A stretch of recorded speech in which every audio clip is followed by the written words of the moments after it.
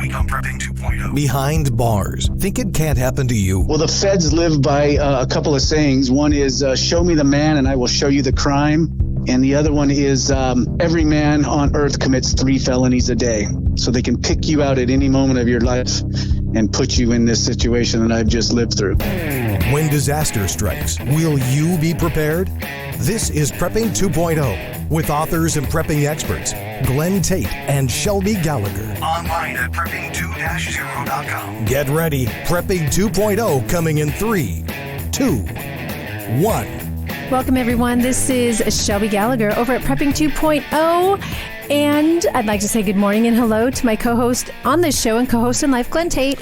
Hello, hello. How are you? Oh, I'm great. You know, this is going to be a fabulous show. Keep talking. Sorry, I didn't mean to interrupt you. Oh, it's such early a great to be interrupting you. Let's just get that out of the way. No more of that. And I'm super jacked up on coffee. Let's just be honest. Okay. I know. So one of the first things I always like to talk about, you need to take your sip too, Mr. Tate, is here on Prepping 2.0 is the top 100 list. And you can find it on our website at prepping2-0.com on the lower right-hand corner, the top 100 things that disappear fastest in a collapse. We've been doing this for quite a while. We're on number 89, which is... drumroll please, small solar panel kits to charge small devices like phones and batteries and things like that. We've talked about this a little bit on this show, Glenn. Solar power is not to power the entire house, including dishwashers and Xboxes, and it is to strategically power things that are necessary. What do you think? Yeah, absolutely. You kind of have to rethink your power needs, your power consumption when you don't have regular grid power, and these little small chargers are pretty good. You can leave them out in the sun and then overnight maybe charge a phone if you're using a phone, if that's even a thing. But you're right, you just have to understand that there are limitations. There are some cheapy ones on Amazon. I don't know about all of them, haven't reviewed them. They're in about the $20 range. I know that Power Film Solar, who are friends of ours, not sponsors or anything, they make a pretty slick one that's more than $20, but is really nice. So yeah, you can't have too many of these. Obviously, USB connections have now become just almost universal. That's the U in USB, isn't it? Right? Anyway, and so they power a lot of things, not just phones now, flashlights, all those things. Get extra because they're going to be valuable. They could be good for barter. They could be good for helping people out. You can't have too many. Get them cheap while you can. Absolutely. Like so many other things in the prepping world, right? Well, I wanted to mention, speaking of electrons, one of our sponsors, EMP Shield. They make a device that you wire it into something, a generator, vehicle, your house, and it protects from an EMP pulse. And that could be a really, really good thing to do. So you go on our website, Prepping2-0, you go on the Friends and Affiliates tab, you'll see an EMP Shield logo, click on it, and you'll be getting $50 off a unit. They're about $300 to $400 to give you some idea, and you use the discount code Prepping 2.0 and you get the $50 off. So it's pretty good. So good product, good price, and good partners. We love those guys. Yep, absolutely. Oh, another quick thing I wanted to mention: lurkers. Before we get to Todd in about 30 seconds, lurkers come out of the shadows. What does that mean? If you're listening to this show on the radio, you're listening to this show, the regular show on the internet, with Spotify, Apple, blah, blah, blah, and you hear about this cool after show and all these video bonus shows and all these cool things, but they're not available to you, that's because they're available to Patreon supporters. Go on to prepping2-0.com and you'll see right in the upper right a big red thing that says Join Patreon. For $2 a month, you can be a Patreon supporter and get the after show and other stuff. And for $5 a month and more, you can get all that other stuff, plus a bunch of other stuff, and the video bonus shows, which are very cool, and I encourage people to look into. Also, we're going to be having thumb drives for $5 and up Patreons. In December, we'll tell you about it, and you get a thumb drive mailed to you in January of all the shows from 2020, and if there's room, we'll throw on all the other shows, too, that we've done. We'll see if there's enough room for them. So you get a ton of stuff for a couple bucks a month. Well, I wanted to state the topic of our show, and it is, as you probably saw from the title of the show, Todd Engel, the first political prisoner of the Second Civil War. And Todd has an interesting life. He'll expand on this, but he's pretty much a regular guy. and he was at the Bundy Ranch and got arrested and was convicted in federal court. Spent 4.5 years in federal prison at Lompoc, if I recall correctly. But here's the good news. His sentence was vacated by, of all things, the Ninth Circuit Court of Appeals. Normally pretty whacked out, but they get things right on occasion. And by the way, vacated sentence, that's Latin for it never happened. Vacated doesn't mean you went to the Grand Canyon with grandma and grandpa in a minivan. That's a vacation. That's a different thing. Vacated means it never happened. So he was never a felon and was never guilty and can possess firearms. So our guest, like Glenn just said, is Todd Engel. By the way, I think our after show today is going to be kind of spectacular. So Todd, he's on the line with us. Welcome to the show. Tell us a little bit about yourself. Well, hi Glenn, hi Shelby. Well, I've been, I started out just as your regular prepper living in the heart of Los Angeles when I was just a pup.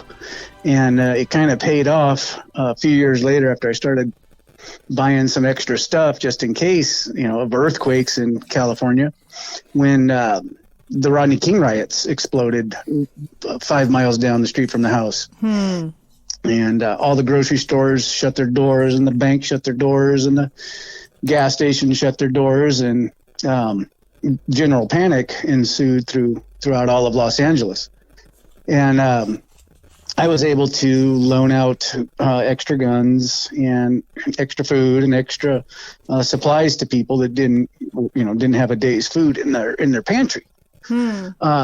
So that was entertaining, and that after the riots calmed down, which those riots seemed to be rather tame compared to some of the stuff we're going through nowadays. I decided I've had enough of Los Angeles in 1992 and said I'm going to move. So I just left friends, family, everything I knew, and moved to Coeur d'Alene and Sandpoint, Idaho. No job, no friends, no family, no money, and just wanted freedom. Wanted to be able to hunt elk and raise a garden and live where the trees weren't planted by man, but planted by God. So I landed in North Idaho, and have basically been here ever since. As time went on, I just I threw some blizzards and said, well, I better, I can see that I can't get out because I always usually live remote. If it gets too deep, I'm going to be in here for a week or two. So my prepping kind of accelerated, and then I actually arrived in North Idaho right when the Randy Weaver thing took off, and then the Waco thing took off, and I'm like, wow, this thing is a little bit more interesting than I thought. So I made sure I had extra of everything, a little extra ammo, a little extra food, way to charge batteries and all of that, and just make sure that if I had to go without a grocery store for a month, I could do it. Well, then the month led into a year, and then I had enough stuff set apart aside for a year. And then heck, it got to a point where it makes you feel comfortable to have extra. And then ultimately I now live in an off-grid cabin up outside of Bonner's Ferry, and when the electricity goes off in town, I don't even notice. Yeah, so it's kind of nice when my friends are like, oh yeah, electricity's down in the windstorm, and I'm like, well, okay, if you say so. I didn't know. But so yeah, I've been a contractor in North Idaho and enjoying the North Idaho life. And then in 2014, I kind of saw something on Facebook and on Fox News of this incident occurring down in Mesquite, Nevada. And it got my interest. So I decided to go down there and see what the heck was going on. I drove 1,000 miles, and I had just had a major back surgery, so I didn't have much to do. I was on workers' comp from the oil fields, and I find myself in some big giant protest down at the Bundy Ranch, and I find myself armed standing on a bridge with a rifle as the Bureau of Land Management is aiming rifles at a bunch of people underneath the bridge who are praying. So, to make a long story short, I ended up working with the state troopers that day to try to calm the situation down, and everything ended peacefully. As we know, it was pretty heated. So in 2014, that was kind of a pivotal point. And as we watched for the next 2 years, things begin to heat up, especially in the Patriot community after that. And then in 2016, we saw the Malheur Refuge thing occur with Ammon and the guys. And then in March, we were all rounded up and arrested for going to the Bundy Ranch. So I found myself under a federal indictment, just as you're a common guy who just was just basically a patriot, just not an extremist or a terrorist like they were calling us. And I was facing multiple life sentences. So it's pretty terrifying when you read an indictment that says United States of America against, and there's your name. Mm. Yeah, it's one of the most terrifying things you can ever see. Mm-hmm. So at that point, I'm thinking my life is basically over because you don't beat the federal government. So it took about a year to get us into trial, and they finally got us into trial. And at that point, they had given me such poor attorneys that I ended up having to go pro se and defend myself, which I'm completely incapable of doing. But I figured I was better to defend myself than have somebody that couldn't care less what happened to me. So it was the only option at the time. And they have a saying that only a fool. What is it? The man who defends himself has a fool for a client. Yep.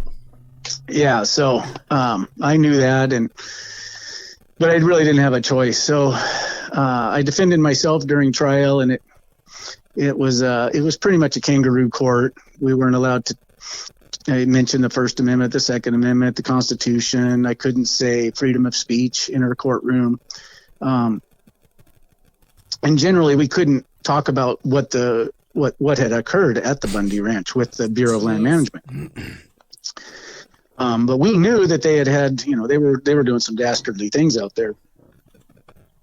So I was ultimately convicted of 2 counts in the trial, and which we didn't think would hold much time. But it could have held, I found out, up to 20 years. Oh boy. Yeah, so it was pretty terrifying. I think I was going to go do 20 years. But it looked like I was going to get sentenced to maybe 3 years. But you never know what the feds will do to you when they start telling mean stories about you. So as I'm waiting for sentencing, my co-defendants, the second trial started, and that one went so bad for the feds that all of my co-defendants walked out of the courtroom as free men. Yeah, I remember that. Boy, do I remember that. Yeah, so that was good news. And then in the third trial with Cliven and Ammon and Ryan and the guys, the case completely fell apart on the government. And the judge declared a mistrial. And right in that phase, the government's their own investigator turned on them and became a whistleblower against the government. Wow. Yeah, and he told the truth of what really happened out there and what was really going on behind the scenes. And I got to read his whistleblower memo. It was 18 pages, and you can look for it on the internet. It's you can find it there. It's a pretty shocking read. So I read that, and it sure looked like I wasn't going to be sentenced, and I was going to be given a new trial and given a little bit, get some justice. So as he wrote that whistleblower memo, the case fell apart against my co-defendants, Cliven and the guys, and they all went home. They all walked out the door, and then on January 8th of 2018, the judge dismissed their case with prejudice, which means they're free to go. They have all their rights back, free, and all their their life has been restored to them, except for the loss of a couple years. So at that point, it's pretty obvious I was going to get some relief, also from the judge. She just let everybody else go. And all my other co-defendants that were in prison with me waiting trial, they all walked out. And I got to say goodbye to them at the door, and they all went home to their families. Case dismissed with prejudice, because the government couldn't have this whistleblower testify in a court of law and put all this stuff under oath. He knew too much. So we were seeking a bunch of relief to get me released also. Well, on July 19th, when I was supposed to be sentenced, everybody expected me to be going home. And instead, the judge actually sentenced me to 14 years. Oh, my gosh. Yeah. And it just really shocked me and my family and my friends and everybody, but it shocked the legal community too, because a lot of the judges, retired judges and prosecutors throughout the country were watching this. And because it was a very shocking case that the government had caught literally, and I don't say this to be exaggerative. I've been told by my attorney that I'm allowed to say this and I won't get in trouble, but the prosecutors and the FBI and the Bureau of Land Management all had entered into a criminal conspiracy in this case to literally, actually, and I have the evidence now, to kill Cliven in the night. They'd surrounded his house 2 nights in a row with three sniper teams, and had put laser rangefinders to his door to distance their shots. And they never could get the shot, I guess, because they weren't able to kill him.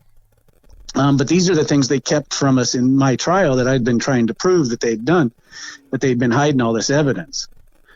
So they sentenced me to 14 years and stuck me in Lompoc prison in California, which is a medium security prison, when all of my points showed I should have been in a camp, which doesn't even have fences. But they put me 2 levels higher than that, and in a place that's definitely not a camp. Yeah. So they were just being kind of mean as they could be to me, because we'd stood up to them. Yep. Wow. So for 26 months, I was in Lompoc. And we had filed with the Ninth Circuit Court of Appeals, and we had were concerned because the Ninth had always been not the best court, and we were hoping we would at least get some conservative judges, and the ones that Trump had recently appointed, but I didn't get those guys. I got a Clinton and an Obama and a Bush judge on my panel, so it was a little concerning because we weren't going to get any good judges. But my case was so egregious that the Ninth Circuit ended up at the hearing actually turning into attorneys for me. Wow. And really hammering the federal government's attorney that was there at the hearing. First time you had somebody on your side, and it happened to be the appellate court. It's better late than never, they right? were so disgusted with what had happened in the lower court at our trial that they literally was just, they were absolutely disgusted, and you could see it. I got to watch it when I got out, that they were asking that guy questions, and that guy just said, I've never seen this happen before either.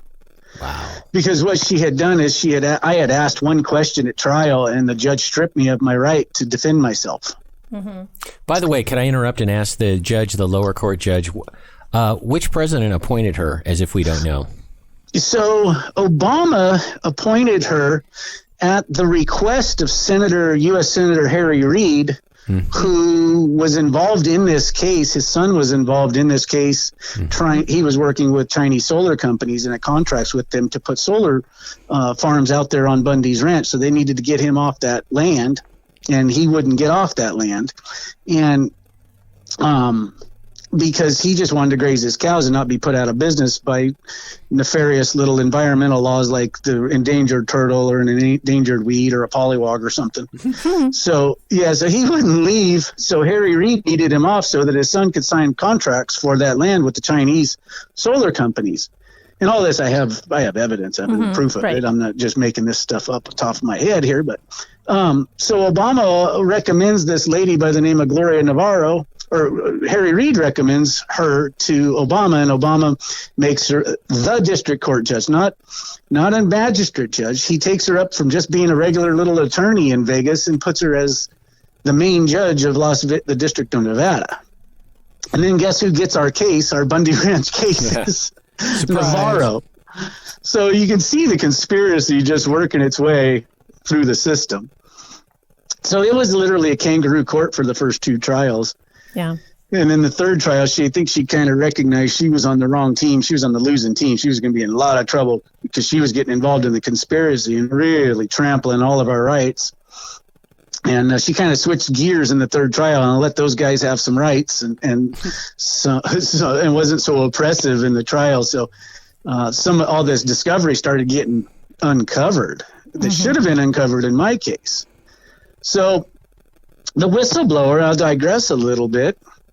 The whistleblower, when he wrote his memo in November of 2017 during that third trial, he stated that he had asked the prosecuting attorney 1 week into my trial, have you turned over all the evidence to Todd Engel and the defense? Oh my goodness. Have you turned over my entire investigation to them? Because he was sitting in the trial in the gallery watching, and he said, it sure doesn't look like you've turned over all my evidence and my investigation to the defense. Now, mind you, this is a week into my trial. I'm fighting for my life, multiple life sentences, and the prosecuting attorney told his own investigator, he said, you shut the heck up about the case. You go away and don't ever talk about this case again. And then when he got back to his office had been cleaned out and his safe had been cleaned out and his investigation was gone. Wow. All the hard drives, the computers, the notes, everything. That's a criminal conspiracy. That is exactly what conspiracy. that is. Wow. This is not the movies. I mean, but it sounds like it. Oh my word. Okay. Wow. Yes. So, well, and there was a guy by the name, the special agent in charge of the whole entire cattle impoundment out there. His name was Dan Love. Dan Love is a dastardly fellow that could be in the movies and be the bad guy in the cowboy movies or the dramas. This guy's a really dastardly fellow. He's a real criminal. And he'd actually kept a kill book on his person where he'd been responsible for other cases of all these people committing suicide because of what he'd done to them. Just a really bad guy. Well, he happens to be the one that goes into the investigator's office and cleans it out. Oh, my goodness. Todd, we're going to have to put a pause on that. We're going to make a couple announcements. Then we're going to go and have some commercials. And then we're going to come back into the second segment and keep hearing about this. This is amazing. I thought I knew this story. I apparently didn't. I'll mention very quickly one of our sponsors, New Manna, freeze-dried foods, newmanna.com. If you use the coupon code PREP, you get 10% off. Also, Backwoods Home, great magazine, quarterly magazine, reference piece, basically. And Backwoods Home, if you use the coupon code 6OFF, the number 6 off, you get $6 off. And lastly, but not leastly, a word I just made up, Minutemen Coffee. They have the I Miss America blend, and when you hear what Todd went through, you ought to be missing America. MinutemenPluralCoffee.com, 15% off. Use the code I Miss America. And when we come back into our second segment, we're going to pick up where we left off. This is an amazing story. Stick around and hear what Todd Engel has to say, everybody. More Prepping 2.0 with authors Glenn Tate and Shelby Gallagher is coming right up. Hear all our previous shows free online at prepping2-0.com. Abe Lincoln here. In 1773, patriots broke the chains of British tyranny by throwing tea into Boston Harbor. On that day, Americans began drinking coffee. We celebrate that event daily here at Minutemen Coffee. All men are created equal. Coffee is not. Minutemen Coffee is roasted to perfection in small batches. Bold, smooth, and never bitter. Shipped to you fresh daily. Whole bean, ground, or our patented pods. www.minutemencoffee.com. Shelby Gallagher here. We found that you need to layer your food preps. Yeah, this is Glenn Tate here. A lot of times the hardest part of layering is the long-term foods. We love New Manna foods, which have a 25-year shelf life and are non-GMO. Also, organic meals are available. New Manna comes in family-style portions and in bulk. This is not backpacking food. It's family meals that last for at least 25 years. The perfect freeze-dried part of your food layering. You can get a sample of Numana meals for $19.95 and see for yourself. You will be amazed. Prepping 2.0 listeners get a 10% discount by entering the code PREP. Go to Numana.com or click the link on the Prepping 2.0 website. Give it a try. Numana.com. That is NUMANNA.com. When the grid goes down, darkness will descend fast. Used to be there was nothing you could do about an EMP, electromagnetic pulse, or CME, coronal mass ejection. Now you can protect your electronics, protect your family, thanks to EMP Shield. EMP Shield invented a simple-to-install device that prevents whatever's connected to it from frying in an EMP or CME, and it costs just a few $100s. EMP Shield has been tested by independent laboratories and passed muster with the government, which has ordered lots of them. Google EMP Shield and see for yourself. And save some money. Get a $50 discount per device. Go to prepping2-0.com. Click on the Friends and Affiliates page, then click on the EMP Shield logo. At checkout, use coupon code PREPPING 2.0. It's all one word. PrepperNet, where preppers unite. Looking to meet other like-minded people in your area? Looking to start your own prepper group? Already have a group? Join PrepperNet.com. PrepperNet has gathered the biggest names in the industry to help unite preppers everywhere. Join John Jacob Schmidt, Scott Hunt, Dr. Bones and Nurse Amy, Glenn Tate, Shelby Gallagher, Charlie Hogwood, Samuel Culper, Survivor Jane, Rick Austin, Franklin Horton, Ryan Mitchell, and Brian Duff. Our team is united. Check us out at PrepperNet.com. PrepperNet, where preppers unite. PrepperNet.com. Now, more of Prepping 2.0 with authors Glenn Tate and Shelby Gallagher. Welcome back, everybody. This is Prepping 2.0 with Glenn Tate and Shelby Gallagher. But more importantly, we have a great guest with us, Todd Engel, who went to prison and was freed for being a patriot.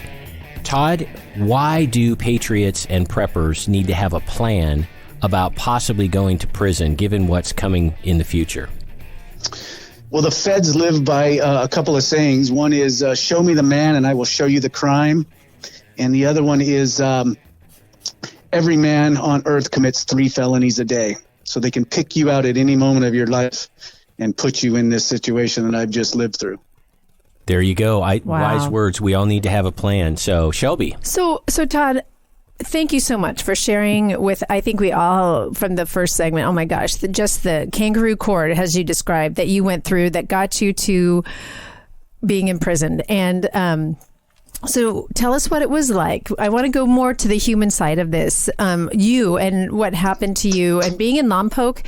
What is it like? Tell us what it was like. Like, tell us your heart on a bus to Lompoc with nothing but, the jumpsuit that you're in. 14 years looking at you. 14 years. And what, tell us what was going through your head and your heart. Yeah. Yeah. After I was sentenced, it was just traumatic. And you have no idea what prison they're going to send you to, what level they're going to send you to. It's just you're in an information vacuum and you have no idea what your life is in store for your life. So they take you and shackle you up and chain you up like a wild animal and stick you on this horrible bus in an itty bitty cage. And it's just traumatic. And it's a 11-hour bus ride. And then when we arrive in Lompoc, it looks like the prison out of the movie Shawshank Redemption. I mean, it is a terrifying looking place. This horribly ugly concrete structures and rusted gates and rusted bars and just there's nothing pretty about this place. And, it's a whole different world from being in the prisons that we were in while we faced trial. This is the big boy prison now. And we're going into a place that you would see, it would be like right out of the movies, where when we walk into the units that we're assigned to, it's 3. Now imagine this, the room is 160 feet long. It's really long, but it's really narrow. And it's 3 stories high. So it's just that horror that you see of the guys hanging over the railing and staring at you.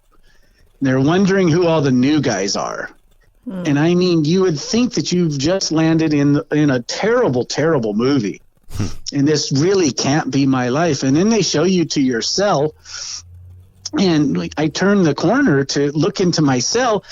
And I thought to myself, you have got to be kidding me there can be no possible way that two men can live in a cell that size. It was the size of like a guest bathroom at a regular, house, 6 feet wide and 9 feet long. And there's not enough room in there to do a push-up. It was the most horrifying thing you could ever imagine seeing. And I'm going to spend years in a broom closet with another guy. And it is just, your life just literally, it just drains out of you. Like, this is what my life has come to. And this is why guys that come into those places, they just literally, there's a lot of suicide in those places because it is that depressing. Wow. So yeah, it was just very difficult. So what were the first? Go ahead. Go ahead. Oh, so what were the? You're in this. What were the first few days like? And because now you have to meet your roommate, and I will add this too, folks. If you want to see some of the amazing stories that Todd has put out on social media since he's been freed. By the way, he's only been out since August. So he's living September. Oh my goodness. Yeah, the 10th. September the 10th. We'll remember that. the date, absolutely. So he has put out some of the amazing stories. And I say amazing because they're amazing both for dark and awful reasons, but amazing for reasons that, God is good. Let's just put it that way. And they're his stories to tell, but he's put them on social media. So, and he's also put how dark it was. And so what was it? Because they don't put you with, the unicorn and lollipops roommate. You were put with some pretty, I think one word you used in particular, and correct me if I'm evil, pretty evil people. Yeah. Yeah, I was put in a cell with a guy that was the darkest human being I've ever ran into, not just in my life, but in the 4.5 years in prison. Just the most evil, sadistic man. And I don't say that just out of my own opinion. Everybody said, you're with the worst guy in the whole prison. Oh my God! And that was intentional. Thank you, Bureau of Prisons. Thank you, Harry Reid. And I'm asking these questions for that reason. This, folks, the overlying theme here as a prepper and a patriot. This is the weaponizing of government, and this is what they're capable of doing to someone who is innocent and has been proven innocent. I want you to get a flavor for that. So go ahead, Todd. So yeah, it's just, and this is, preparation. Being a prepper begins with your mind and getting your mindset ready for anything that might come at you, be it prison or being with the most evil human being that you've ever met in your life. And having that mindset was what really helped me through my faith and through my mental preparation through life to be able to handle this with this guy, this very sadistic guy that would smile as he would talk about kidnapping people and beating people to death and just these horrible things. And I just didn't think I was going to make it through it with that guy. And it almost went to violence on a couple occasions with him. And it was just, I was only spared by God's grace. Good. But it was right out of, Shawshank Redemption and some of these terrible prison movies that you see, the things that I had to experience. But the Ninth Circuit ultimately vacated my jury conviction. They threw it out. Wow. And then that's so rare. Oh my goodness gracious. Yeah, they don't do that very often. That's why this is such a miracle. So they vacated, but the thing that they did that's more amazing than the Ninth Circuit overturning my jury conviction is that they gave it back to the prosecuting attorneys to put me on trial again. Oh my word. Yeah. So we were waiting to see what they were going to do. And now this is what's amazing. They felt so confident that they put me on trial once and had hidden mountains of evidence and fabricated crimes and had all of their witness perjure themselves and lie in the grand juries. But then when they had a chance to put me on trial a second time, they said, oh, we're not doing that again. He has us this time. And the truth will come out and we'll all be in trouble and we'll all go to prison because he'll put that whistleblower on the stand for a couple of days and we're all going to be indicted. So they folded up and went home and dismissed my case with prejudice. And I walked out of Lompoc prison a free man who could have all my rights back. What was that like? I mean, the personal side of it. I mean, what were the feelings when you get the word that you're going to be released, and then when you walk out? I mean, this is big.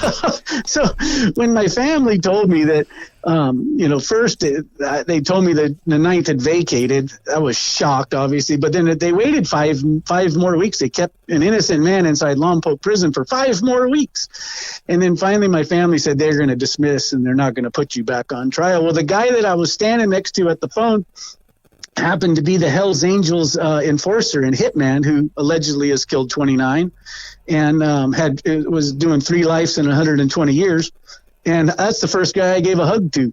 Wow. Wow. So when you hear this story, also realize Todd, he was put in medium security prison. That doesn't mean these are just, tax evaders. No. Good Lord, have mercy. No, these are assassins and cartel members and hitmen, and these aren't the white collar crime guys. These are the murderers. I had one guy in my unit, that was his nickname, was Murder, because he'd murdered so many people. Goodness. Yeah, so you have to listen to that all day long when people call out his name. Hey, Murder! Oh, golly. Wow. So yeah, it's we all must be prepared because the times are not bright right now. So let's talk about that, because we talked about this before the show, kind of to get ready for this. Here we are right now. We are recording this, November 14th, and it'll be coming out here in the next few days, 17th, 18th, whatever, 18th, I believe. And we're sitting here in this kind of no man's land of recounts and court cases to see who's going to be our president. And unlike others out there, Glenn and Shelby don't call elections. That's not our job. No one would listen anyway. But we do know. Listening to you, Todd, and what we know, if it's a Biden presidency who was vice president to Obama, you heard what could happen. Mm-hmm. I mean, Obama was an instrument, was a person that got you, changed the course of your life. Mm-hmm. Or we could have a Trump presidency, which could do things like, flip the Ninth Circuit to be more reasonable. So what are your thoughts on that right now? What do you see in all of that? And I know you have thoughts on that. Go ahead.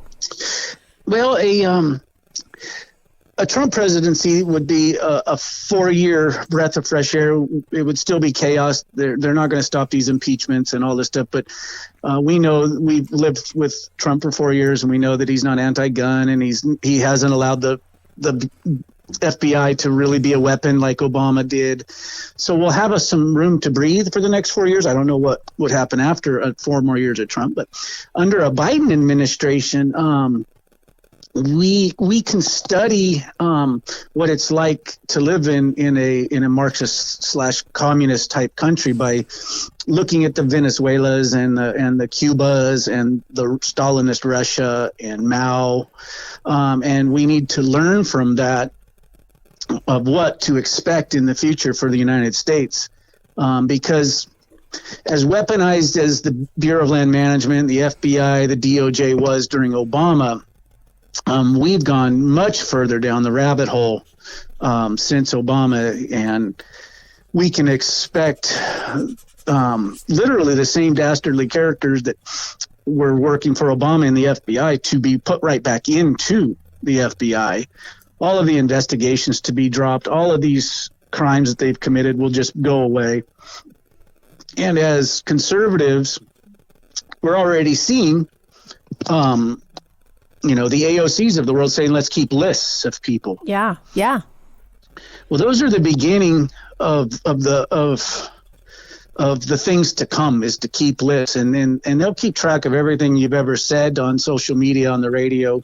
And in the future, like I said, each man commits 3 crimes a day, according to the feds, and they can indict a ham sandwich. Mm-hmm. So I feel that we're entering into a new phase, and I don't know where you guys stand on the vaccinations, but I know we're not going to take them. Mm-hmm. And we're not going to be able to fly or go to the grocery store or the football game or to get our kids into school without that. So that puts us on a very slippery slope in non-compliance with the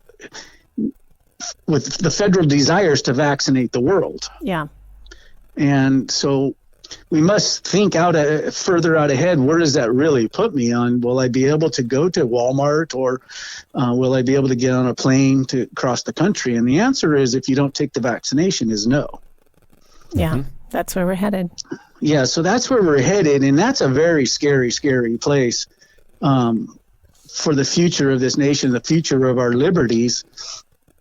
So I would, the prepping side of this, as much as I guess you can put away right now, would be wise, because the clouds on the horizon are very dark in the Biden administration. And pull your groups in. I would recommend your tribes or your small groups, and really tie up any loose ends that you may have. Mm-hmm. And just prepare your mind and your body and your spirit for difficult days, because the people of Russia and North Korea and Venezuela, I mean, they know what it's like to live through a communist regime, and it isn't pretty. Mm-mm. It isn't pretty. So if I can make any recommendation, it's just tie up your loose ends, plug any holes that you have prepping wise, get yourself in as good a physical shape as you possibly can, and get your mind ready for difficult times. Because I had to, I walked out of the house one day with a rifle to stand up against tyranny, attempted murder of this rancher and the takings of his land. And by the way, all that stuff with Clive and Bundy was not over $1.3 million. It was over $810.56. Wow. Yeah. So at any moment they can fabricate something and use the media narrative to say he owes millions of dollars and he owes a few thousand. But just preparing, that someday you may have to defend yourself against the people that we've always historically felt were our protectors, the FBI and the DOJ, but they're no longer working within that capacity as protectors. They've become weaponized, and I don't like saying this, but the FBI has literally become a criminal syndicate, and it's very, very sad to see. And because this is my country, this is the country I love, and I don't like to think that I've lost my country to these oligarchs and these super elites, but it sure looks like we have. So let me ask you this, Todd. I'm going to go back just a little bit and just so appreciate you sharing your story and getting us a glimpse into what's coming. So one of the things that I've always talked about is that prison life and inmate thinking and being an inmate is kind of the ultimate, I hate to say it, it's like being a prepper. You are living in your mindset. You are working in an environment where you have a bartering system that's very organized, and it's kind of, don't be weak. The weak won't survive. So we talked about that a little bit offline, and things that things become valuable that seem silly to us now. And I'm thinking of an article I read about 3 or 4 years ago. Some study of a prison showed that canned mackerel was the most valuable thing for whatever reason, because it was deemed valuable from the community there. So tell us how your preparedness, prepared you for prison, and how, honestly, if you can say this, and don't let me put words in your mouth, your prison experience helped you become a better prepper. So as a prepper, I always kind of followed my own rules, and I stayed in shape, even as an older fellow. I'm in my almost my mid 50s here. So it helped to feel confident that I wasn't going to be taken advantage of in that dangerous of a situation. I could defend myself. So that's always that should be a high priority for all of us, is to stay in as good a shape as possible. Because you never know when your ship is going to go down, or your helicopter is going down, or you're getting a car crash in the wintertime and you got to walk 10 miles.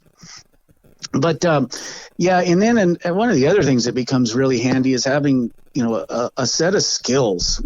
The guys that really prosper in prison have skills, like some of the things you just wouldn't think that these guys could do. I mean, without any tools, these guys can repair radios and MP3 players. I mean, I don't understand how they do it. They don't even have a screwdriver, but they can take things apart these guys they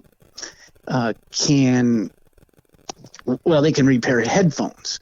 These guys are so sneaky and so good at some of these skills that they're able to break into the computers in the library somehow and get the entire CD-ROM system out that spins, and then they make tattoo guns out of these things. I mean, these guys just have skills.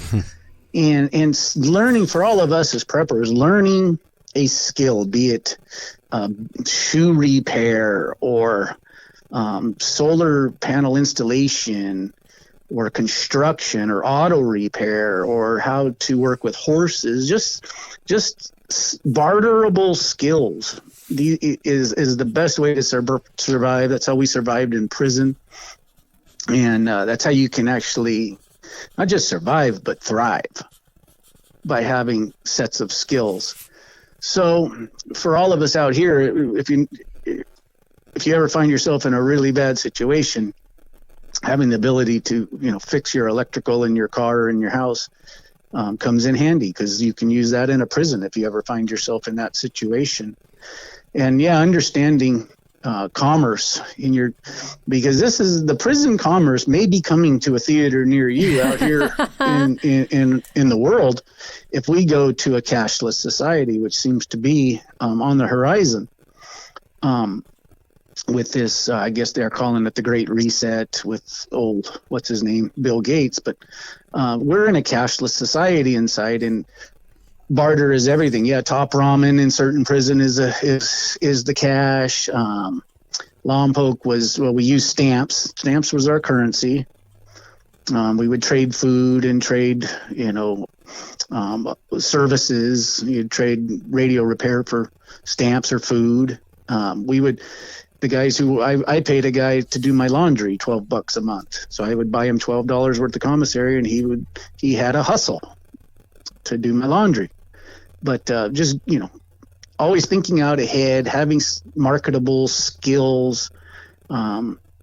Shoe repair was a big thing in prison. If you could repair a guy's shoes that he spent $60 on, you could get $10 in commissary. So it's just those little things that make you valuable in a grid down scenario, a prison scenario, or an emergency like in a hurricane, floods, or a major earthquake that could, hit California, and having those skills honed at all times is very valuable. Hey, Todd, you're a Christian, and what is it like? What is the spiritual life like in prison? I mean, are everybody dirtbags and only a couple people are Christians, or is church popular? Are there a lot of conversions? What's the story with that? So different prisons are different when it comes to that, but I mean, predominantly it's definitely not a giant it's church. Not church. But it is a great mission field, and I made sure that I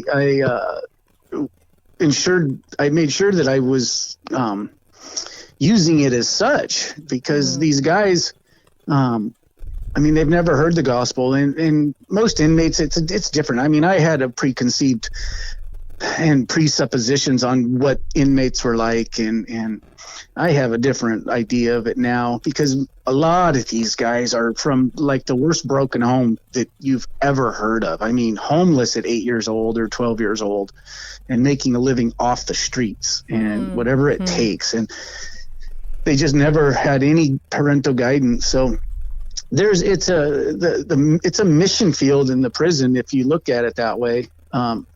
But to be a Christian in prison, and for anybody to listen to you, you can't be a hypocrite at all. These guys see through hypocrisy. They're very discerning. The inmates are very discerning. So any hypocrisy, they see it and they won't listen to you. But I led almost a dozen inmates to the Lord. Oh my nice. goodness, great. Praise God.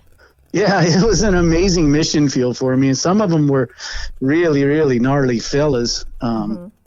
That had no hope in life, and they just lived through murder and death, and a lot of them had been shot, and when they saw me, they knew that I shouldn't be in prison, and they knew I was innocent, and they saw that I wasn't walking around moping and complaining. I was just praising the Lord, going, hey, you know, if I got to do this, I got to do this time. But if God's going to get me out of this thing, he'll get me out of this thing. And I just lived on that. So these guys saw that, and they knew I wasn't a hypocrite because I wouldn't watch their terrible TV or listen to their bad music, or I didn't have all the girly pictures hanging on my prison cell. So then they would listen to me, and that's what opened the door for people to come to the Lord. But no, it's a very dark place. A lot of Islam in there, a lot of Santeria, a lot of witchcraft, a lot of paganism. Paganism is a big thing in the white guys. And all of that stuff is allowed in the prison. They have to actually make accommodations to any and all religions, be it total Satan worship, paganism. It doesn't matter. They get their holidays. They get their time to burn their candles and do their seances. And I mean, for one time, there was 3 black guys, and they were doing some satanic thing in one of the rooms, and they were all butt naked. It was the craziest thing you ever saw. Oh my gosh! So on that note, So Todd, we got to wrap up our regular show real quick in like 20 seconds. If people want to reach you, how can they reach you? Social media? What do you think? Yeah, social media. You can find me at Todd Engel on Facebook. Okay. And I'm going to be going to, I guess, Parler and all that stuff here soon. I'm just learning all social media again. Very good. So, folks, before we go into the after show, I always like to leave us with the famous quote from Benjamin Franklin. And it seems very pertinent today. Failing to prepare is preparing to fail. Folks, have a great week. Take Todd's advice and be strong, get stronger, and prepare your mind. There's a whole lot of hurt coming in the future. Join us in the after show. Have a good week, everyone. You've been listening to Prepping 2.0 with authors Glenn Tate and Shelby Gallagher. All the information you've heard today, including all our previous shows, is online at prepping2-0.com. Find out more about Glenn's books at 299days.com and Shelby's books at agreatstate.com. Until next time, be smart, be safe, and be prepared.